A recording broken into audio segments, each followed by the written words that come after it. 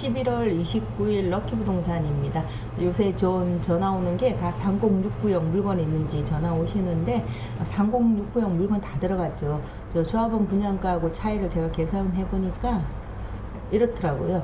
50은 이게 이제 일반 분양가고 조합원 분양가거든요. 그리고 차액을 제가 이제 계산해 놓은 건데 50A가 3억 2,300만 원 차이 나고요. 84A 같은 경우는 5억 2,700만 원 차이가 나요. 좁은 거랑.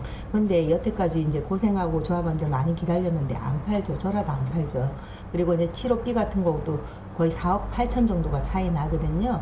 근데 이제 요렇게까지 차이는 안 나고요. 왜 그러냐면 금융비용이라는 게 있잖아요. 지금 들어오시는 분들은 거의 4억 이상을 가지고 들어오셔야 돼요. 그럼 4억이면 4년 뒤면 4억에 대한 이자를 계산을 해야 되잖아요. 그럼 3.4%로 계산해도 한 5천만 원 이상이 되더라고요. 그러니까 요거는 다는 못 받고요. 한 4억까지가 맥시멈일 것 같아요. 그래서 이제 그 금융비용까지 다 감안을 하셔가지고 기다리는 비용 해가지고 요거까지는 안 가고요. 요거에서 한 맥시멈이 한 4억 정도면은 거의 이제 일반 분양가하고 비슷하게 간다고 생각하시면 돼요. 이자 비용이 있기 때문에. 그래서 파시는 분, 사시는 분 참고하라고 요거 알려드리고요. 부동산은 항상 그래요. 저는 작년에도 그랬지만은 쌀 때 사가지고 비쌀 때 파는 거예요. 그리고 지금은 부동산이 이제 거주 개념도 있지만은 투자 개념도 많잖아요. 그래서 이제 어제 상곡 7구역 물건 찾으시는 분이 전화 오셨는데 상곡 7구역이 지금 조합원 분양가가 1,760만 원이 나왔어요. 근데 이제 부평에서 제일 비싸게 나온 거예요. 조합원 분양가가. 그러다 보니까 지금 감정가도 별로 높게 나오지 않고 하다 보니까 지금 조금 혼란스러운 상태예요. 그런데 이럴 때 금매들이 있어요. 거의 감정가에서 2천 붙고하면 거의 피가 안 붙었다고 보는 거거든요.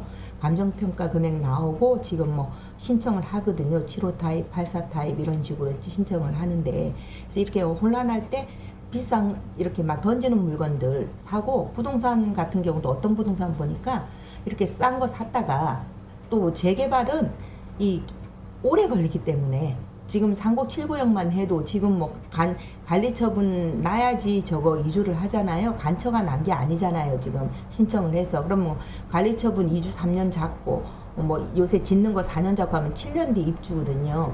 7년 뒤 입주면 그 7년 사이에 출렁출렁 몇 번을 해요. 그래서 이럴 때 샀다가 물건 없을 때 파는 거예요. 그러면 최소 1억 정도는 차액을 볼 수가 있거든요. 근데 이제 이 물건 같은 경우는 보시면 지금 매매가가 1억 8,500인데 감정가가 1억 6천이잖아요. 그리고 이제 84 신청할 거고, 그런데 이제 잔금 후에 이제 전세를 놔야 되는 거예요.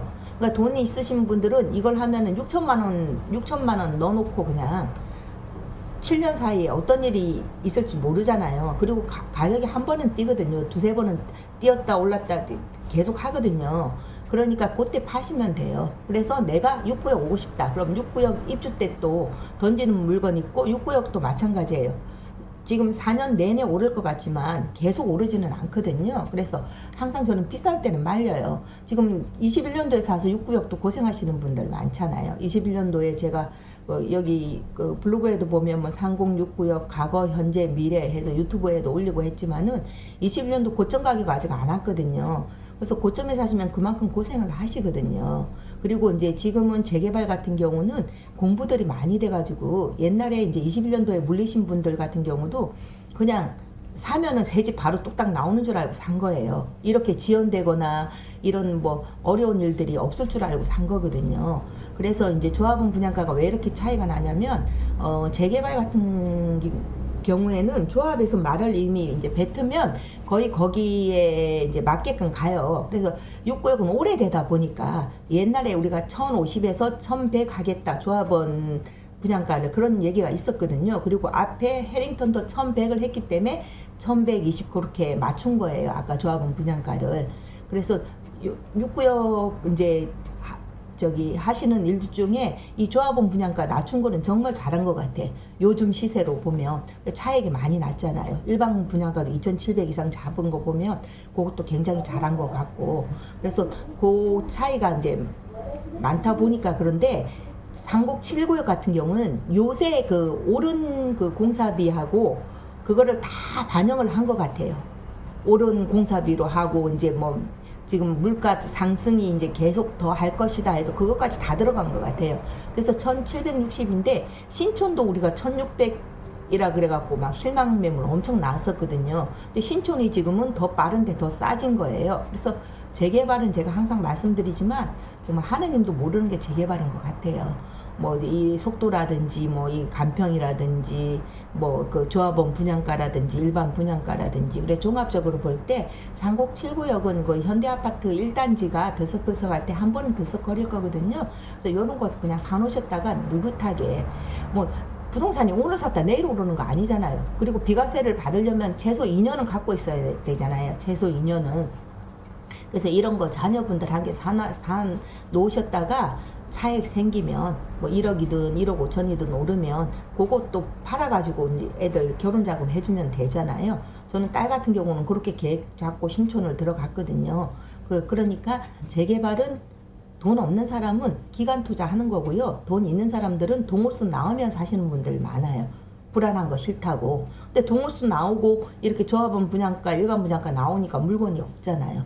이게 참 내 맘 같지가 않아요. 그래서 이제 작년에 제가 이제 재개발 6구역 사드린 분들은 뭐 제가 그랬어요. 이건 뭐 5년 안에는 입주하지 않겠냐. 5년 안에는 됩니다.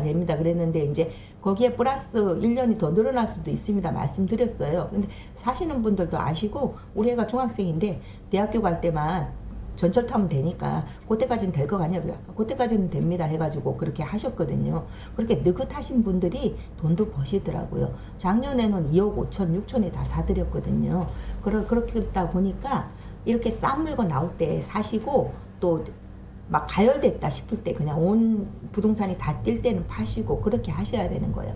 그냥 지금 갖고 계신 집들도 마찬가지예요. 안 팔릴 때는 안 파는 거고 사는 사람은 안 팔릴 때 물건 많을 때 골라 사는 거예요. 그래서 이렇게 주변 지금 3069역이 너무 좀 비싸고 물건이 없으니까 굳이 3069역 사지 마시고 그 주변에 해링턴에도 좋은 물건 있고요. 그 두산 같은 경우도 평당 분양가면 이제 뭐 거의 2,700이면 입주하면 거의 옵션 하면은 거의 평당 분양가가 3,000이잖아요. 그러면 그 같은 블록 바로 뒤니까 두산 같은 경우는 집값이 다 같이 오르고 다 같이 떨어지지 두산만 쏙 빠져서 떨어지거나 그러진 않거든요. 그래서 이제 또 착각하시는 게 두산이 780세대다 보니까 세대수가 작아서 옛날에 그런 경우가 있었어요. 세대수가 작으면 관리비를 좀 많이 부담하고 세대수가 많으면 관리비가 떨어지고 그런 시절이 있었어요. 한 20, 30년 전에. 근데 지금은 그렇지 않거든요. 뭐 그라니스나 롯데나 두산이나 거의 평균적으로 똑같아요. 그래서 그냥 실소유자들은 무리해서 물론 상곡 6구역이 제일 좋죠. 거의 10억에 달하는 집에 갈 여력이 안 되면 그냥 두산에 한 6억 5천대 34평 가서 그냥 신간편하게 사시는 것도 금융비용도 무시 못하거든요. 뭐 30년 상한, 20년 상한이라고 하는데 뭐 젊은 사람들이야 뭐 맞벌이하고 별거 아니지만은 50대 넘어가지고 또 이제 지금 50대 넘어서도 저거 하시는 분들이 많거든요. 갈아타기 하시는 분들이 금융비용 부담하기는 그렇잖아요. 그래서 내 돈으로 그냥 옮겨서 살만 하거든요. 두산 같은 거는. 그래서 그냥 내 형편에 맞게 지금 그랑일스도 계속 매물 나오거든요. 그래서 뭐 꼭 드레스룸을 원하시는 분은 그랑일스 가시는 게 맞고요. 그래도 조금이라도 전철역 가까운 데는 두산도 괜찮습니다. 그래서 그냥 형편에 맞게 하시지 그냥 어디서 이제 다 들으신 얘기는 있어서 3069역 좋다 무조건 3069역 하시는데 그러면은 계속 지켜보시다가 1년째 못 사시는 분들도 많이 봤어요. 그런 분들은 못 사시더라고요. 싸면 싸서 더 떨어질까봐 못 사고요. 오르면 너무 비싸서 못 사고 그럼 평생 못 사는 거예요. 근데 그냥 부동산 믿고 부동산도 손님을 관리를 하거든요. 저도 뭐 보면은 작년 날짜로 해갖고 앞에 이제 날짜하고 손님 뭐 매수 이런 식으로 다 기록을 해놓거든요. 그럼 작년에 전화 오신 분들도 오시고 그래요. 그런데 이제 결국은 이렇게 주위 돌아보면 그냥 부동산 믿고 따라오시는 분들이 돈은 버시더라고요. 그래서 이제 럭키부동산 전화하고 오시면 거기에 맞게 맞춤으로 뭐 상곡 7구역을 해드리든 뭐 상곡구역 같은 경우도 4억 갖고 들어가는 거 이거 굉장히 좋더라고요. 제가 볼 때는 취득세도 없고 취득세가 4.6%니까 부담스럽잖아요. 그래 제가 취득세 있는 물건은 하나 올려드렸고요. 취득세 없는 물건 올려드렸거든요. 그리고 요거 111동이면은 거의 바로 에스컬레이터 나와가지고 바로잖아요. 위치가 중요하니까. 이게 상곡구역이든 상곡육구역이든 그 동에서도 좋은 동이 있고 나쁜 동이 아니라 조금 떨어진 동이 있잖아요. 그런 식으로 해서 이거 4억에 들어오면 굉장히 좋은 물건이에요. 이분이 아니까 그냥 이게 레고가 안 돼가지고 조금 가격 조절이 안 돼서 그러는데, 이런 것도 하고 이렇게 생각을 조금씩 바꿀 필요가 있는 것 같아요, 부동산은. 그래도 이제 부동산은 전문가인데 부동산은 전문가로 쳐주질 않더라고요. 그래도 이제 이 업계에 와서 저희도 뭐 젊은 35세 제가 요 부동산 자격증 따서 흐름이라든지 파악도 해보고 제 나름대로 이제 저희 집도 투자를 해보고 하면 어떤 사람이 돈 벌고 이런 데이터가 나오죠. 그냥 데이터가 나오는데 그렇게 안 하시더라고요. 그래서 이제 돈 갖고 계신 분들이 돈 버는 게 이제 부동산이 금매를 잡아요. 금매 잡으시는 분들은 거의 실패가 없죠. 그래서 오늘 오시면은 저희 이제 럭키 공인중개사 부평 캐슬 건너편에 있거든요. 그래서 뭐 저 전세, 매매, 월세, 원룸 뭐 안 하는 거 없습니다. 그래서 오시면 자세히 설명드리겠습니다. 오늘 토요일 럭키 부동산이었습니다.